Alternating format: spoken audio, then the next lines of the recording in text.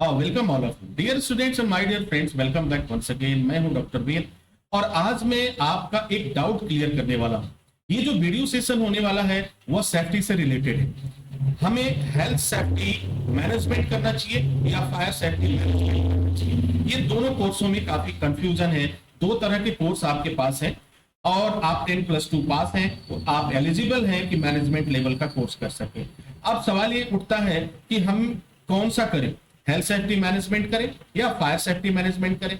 हमने सुना है कि हेल्थ सेफ्टी मैनेजमेंट जो करता है उसकी सैलरी ज्यादा होती है। हमने सुना है कि जो फायर सेफ्टी मैनेजमेंट कोर्स करता है उसकी सैलरी थोड़ी कम होती है। दोनों की फीस एक जैसे होती है, दोनों के सिलेबस अलग अलग होते हैं, दोनों 1 साल के कोर्स होते हैं, रेगुलर मोड में पढ़ाई होती है और ऑनलाइन करें कि ऑफलाइन करें, इस तरह के तमाम डाउट्स आपके मन में है।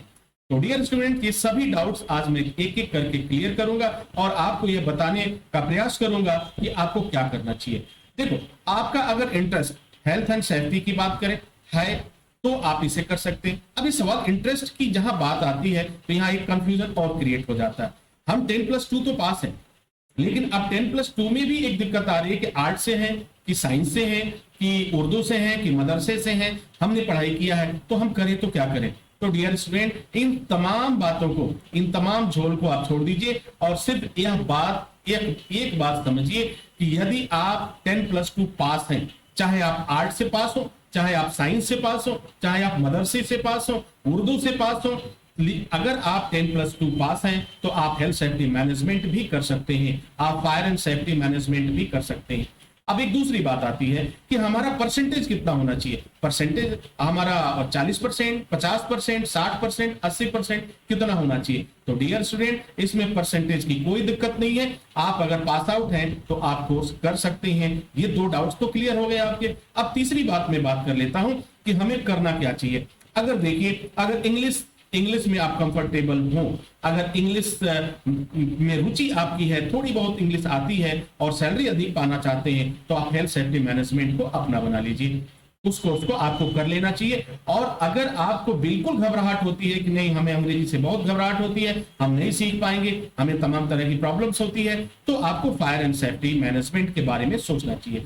दोनों कोर्स की फीस एक जैसे होती है, दोनों में 1 साल का समय लगता है, दोनों में 4 सेमेस्टर की पढ़ाई होती है, दोनों में कंप्लीट प्रैक्टिकल होगा, सिनेरियो होगा, केस स्टडी होगा और दोनों की पढ़ाई आप रेगुलर मोड में कर सकते हैं। चाहे आप ऑनलाइन मोड में पढ़ाई करिए या आप ऑफलाइन मोड में पढ़ाई करिए, ये पढ़ाई करने के तरीके होते हैं। दोनों ही मोड के कोर्स जो हैं रेगुलर होते हैं, दोनों के ही सर्टिफिकेट एक जैसे होते हैं। कहीं ऐसा नहीं कि आपने ऑनलाइन किया हुआ तो उस पर ऑनलाइन लिखा हुआ है और ऑफलाइन किया हुआ है तो आपका रेगुलर लिखा हुआ है। इस तरह का कोई भी दिक्कत नहीं होती है, क्योंकि दोनों कोर्स जो है वो दोनों का जो सिलेबस होता है वो ऑनलाइन करिए या ऑफलाइन करिए, सबका सिलेबस एक होता है। तो ये सभी डाउट्स आपके क्लियर हो चुके हैं। तो उम्मीद करता हूं कि जो क्वेश्चन आपने किया था कि हमें क्या करना चाहिए, तो इस बात पे आप सभी बातों को जान चुके होंगे, समझ चुके होंगे कि आपको करना क्या है। हेल्थ सेफ्टी इंग्लिश में अगर थोड़ी बहुत रुचि है और आप इसे कर सकते हैं तो बेशक आप जाइए और देखिए, बहुत